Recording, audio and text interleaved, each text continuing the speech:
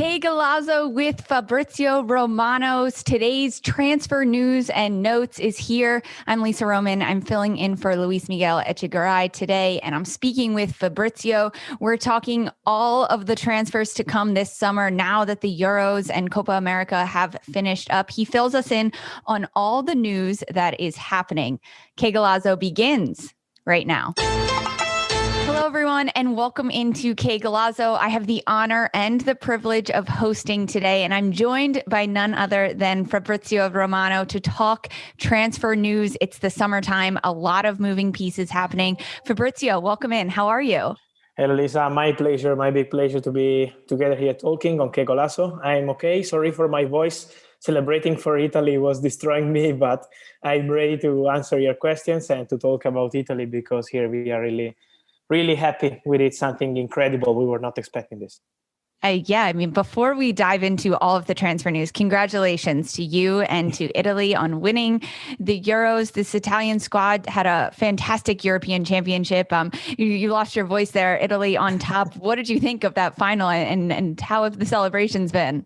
It's been incredible also because if we think about how they did it, fantastic group stages, but then playing against Belgium and Spain and the final Wembley against England was something really complicated. We conceded the goal after 2 minutes. So we were really worried just because, we were expecting something good from this team, but arriving to the final was already something incredible. We were full of young players. It's a new progress and something really new also about project of Roberto Mancini.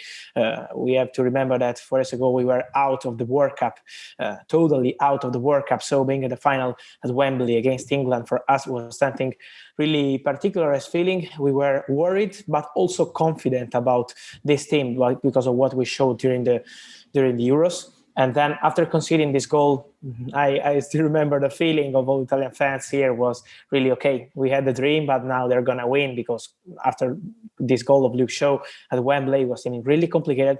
And then we did something incredible, the comeback with Bonucci scoring at the penalties. Unforgettable. So the celebrations here in the cities in Italy, I'm based in Milano, but all Italy was enormous, I would say, till 6 a.m., 7 a.m. around the streets. People are really happy after difficult period. We have to remember that COVID in Europe started in Italy. So we were really suffering a lot and now it's fantastic. The feeling is fantastic. Yeah, celebrations everywhere and well-deserved by the Italian squad. And you mentioned so young and the future is very bright for this Italy team. Let's begin. The players are done playing for their countries with Copa America finished and the Euros are over now at this point. So players returning to their clubs, we are expecting some announcements and contracts to be finalized. Let's start with Manchester United. Jadon Sancho, is this a done deal? What can you tell us about Jadon Sancho? Yes, it was already announced as agreement in principle, but now they have completed everything on the Sancho deal. Today, the player was completing his medical as Manchester United player. He signed his contract for 5 years with option to extend for the 6th year. So everything has been completed also between the two clubs, Manchester United and Borussia Dortmund, for 85 million euro. So everything is okay. Now it's just a matter of an official announcement to arrive in the coming 24, 48 hours, but it's really done after more than 1 year of negotiations. Jadon Sancho will join Manchester United. Everything has been completed, and I'm really happy for Manchester United fans because they've been waiting for Sancho for more than 1 year since February 2020, and now finally they have their star. A long time coming and the announcement to be made in the next day or so. Moving on, Barcelona, a lot of moving pieces for that club right now. They're set to sign Leo Messi. Any updates with Messi and Barcelona and what's happening there? Yes, because today from France, they reported about Paris Saint-Germain and understood that the situation is impossible with Leo Messi, so they're not going to sign Leo Messi. And this is exactly like this, because there has never been any chance for Paris Saint-Germain or Manchester City this summer. Leo Messi will stay at Barcelona. We say it many times on Qué Golazo and on CBS Sports, and I'm going to repeat that Leo Messi will stay 100%. They are working to complete the final clauses of the contract. Then it will be announced once Barcelona will complete also some sell of players because they had a difficult financial moment, but now everything is going to be fixed. Messi will stay. He wanted to stay at Barcelona. It will be a 2 years contract till 2023. So after winning Copa America with Argentina, and congrats to Argentina and to Leo Messi, he really wanted to win and to celebrate this success in Copa America. Now it's time for him to focus on a new contract with Barcelona, and it's really a matter of days and it will be announced. Barcelona fans definitely happy about that. And for Messi, congratulations to him on Argentina. A very big win for him and country. Moving on, PSG, Gianluigi Donnarumma, fantastic Euro tournament. The goalkeeper situation at PSG and Donnarumma, what can you tell us there? Yes, best player of the tournament, and I'm really happy about it because in Italy we know Donnarumma since many and many years. He's 21, but he has already 300 caps as professional goalkeeper between AC Milan and Italy. So imagine how incredible has been his journey with AC Milan. But what I want to say is that many people were not expecting this from Donnarumma because he was never playing in international football like Champions League or something like this. Now he had the opportunity to show his skills and he showed how strong he is. He's incredible. And he will be the new goalkeeper of Paris Saint-Germain because it's a done deal since weeks. Now it's been completed and signed. He already had his medical. In the next hours, he will be in Paris to announce his sign for Paris Saint-Germain. So everything is done. He will, of course, stay. He won't go on loan. Neither Keylor Navas. They will both stay at Paris Saint-Germain, and then they will decide together about, we will see. And with Pochettino, who will be the first goalkeeper for Paris Saint-Germain, but they signed a fantastic player because Donnarumma is the future, 100%. Also, Eduardo Camavinga, there's rumors surrounding him and his possible move. What can you tell us there?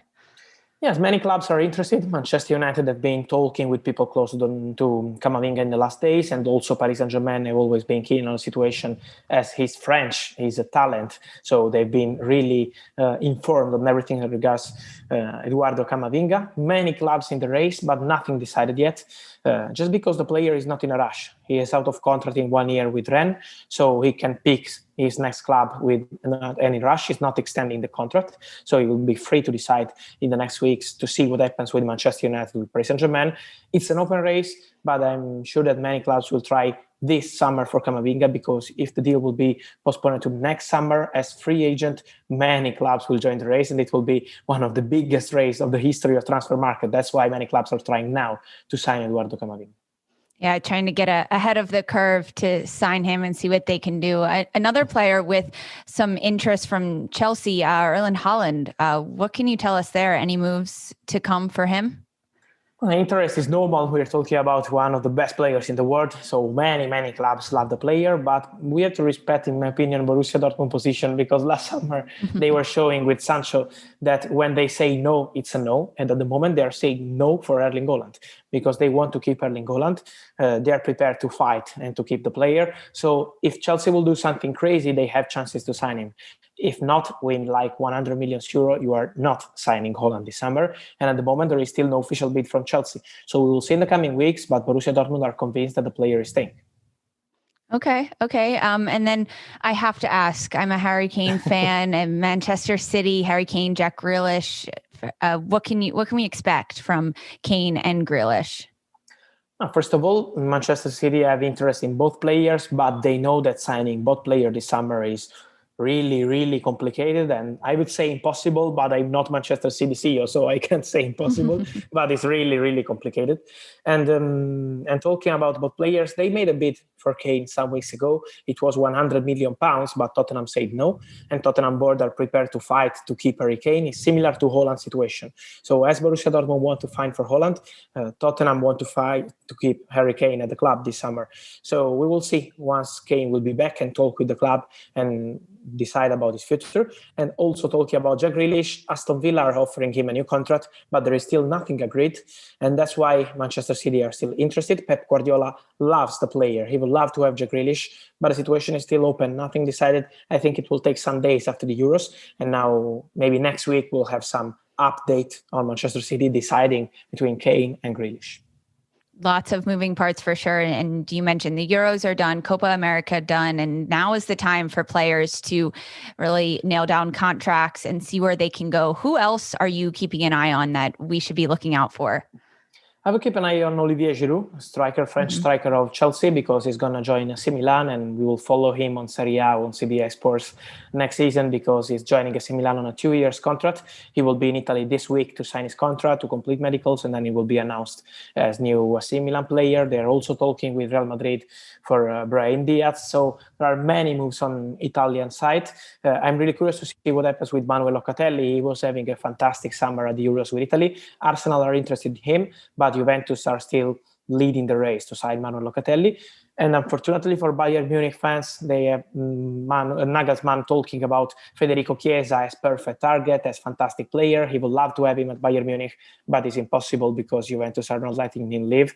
And what a player. We love him here in Italy, but he's not going to Bayern this summer, maybe in future. Well, you mentioned Serie A in the Euros. That club and Serie A league players scoring more goals in the Euro than any other. So a very impressive showing from the players with Serie A. Fabrizio Romano, thank you so much. It has been a pleasure. Follow Fabrizio Romano at Fabrizio Romano on Twitter and Instagram. You can read his content on cbssports.com. And of course, we'll have his transfer news here on Qué Golazo. Fabrizio, thank you so much. Thank you, Lisa. It was a big pleasure. See you soon on Qué Golazo on CBS Sports, and we stay in touch. Thank you. I want to thank Fabrizio Romano for joining us today. And don't forget to follow Qué Golazo on Twitter at Qué Golazo Pod. Also, we are on Apple Podcasts, Spotify, Stitcher, and on YouTube. Watch us on YouTube at youtube.com/Qué Golazo. We're on CBS Sports and the CBS Sports app. Thank you so much. Have a great day.